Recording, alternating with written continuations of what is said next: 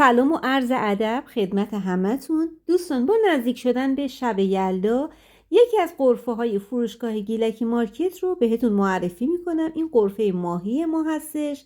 توی غرفه ماهی انواع ماهی های شما رو ما موجود داریم. میگو هست، ماهی اوزونبرون سیبری موجود هست، ماهی سفید و ماهی کولی سیاه انزلی که همه این ماهی ها دریایی هستن با یه گوشت فوق‌العاده خوشمزه. این هم ماهی سفیدی هستش که پاک شده هست و اشبل هم داخلش بسته‌بندی شده. ماهی های سفید ما ماهی نر هم بینشون موجود هستش و ماهی کپور. در مورد ماهی های دودی و شور باید بگم انواع ماهی دودی و شور رو داریم.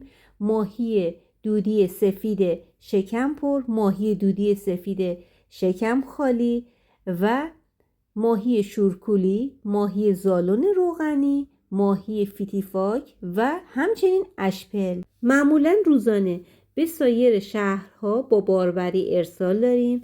این هم سفارشی که دوستانی هستش که از مشهد سفارش دادن. روی سطحش رشته خوشگار هستش که بسته‌بندی شده و داخل فیبر هم ماهی سفید و اشپل هستش.